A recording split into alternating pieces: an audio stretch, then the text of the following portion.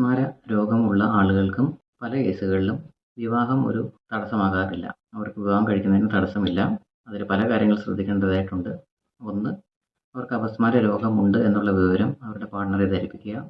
ആ അസുഖത്തിൻ്റെ തീവ്രത എത്രത്തോളമുണ്ട്, well controlled ആയിട്ടുള്ള അപസ്മാരമാണോ, മരുന്നുകൾ ഉപയോഗിക്കുന്നുണ്ടോ, മരുന്നുകൾ എത്ര വിധത്തിലുണ്ട്, ഇങ്ങനെയുള്ള കാര്യങ്ങളെല്ലാം പാർട്ണറെയും ധരിപ്പിക്കേണ്ടതായിട്ടുണ്ട്.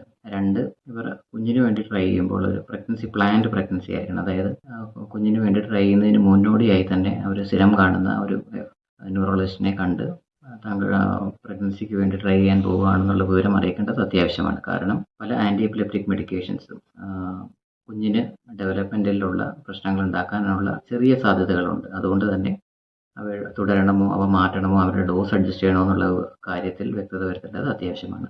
മൂന്ന്, പ്രഗ്നൻസി പ്ലാൻ ചെയ്യുന്ന സമയത്ത് തന്നെ ഫോളിക് ആസിഡ് എന്ന ടാബ്ലറ്റ് ഉപയോഗിക്കേണ്ടത് അത്യാവശ്യമാണ്. അത് ഒരു ഡോക്ടറെ കണ്ട് ഇങ്ങനെയുള്ള സൈഡ് എഫക്ട്സുകൾ കുറയ്ക്കുന്നതിന് വേണ്ടിയിട്ട് അവ ഉപയോഗിക്കുന്നതാണ് ഏറ്റവും നല്ലൊരു ചോയ്സ്. നാല്, അവരുടെ ജീവിതത്തിൽ അവർ കോൺട്രാസെപ്റ്റീവ് മെത്തേഡ് ഉപയോഗിക്കുന്നതിൽ പോലും ഏത് രീതി ചൂസ് ചെയ്യണം എന്നുള്ളതിൽ ഒരു ഡോക്ടറുടെ അഭിപ്രായം തേടുന്നത് വളരെ നല്ലതായിരിക്കും. ബ്രസ്റ്റ് ഫീഡിങ്ങിന് സാധാരണ ആൻറ്റി എപ്പിലെപ്റ്റിക് മെഡിക്കേഷൻസ് ഉപയോഗിക്കുന്നവർക്കും തടസ്സമില്ല.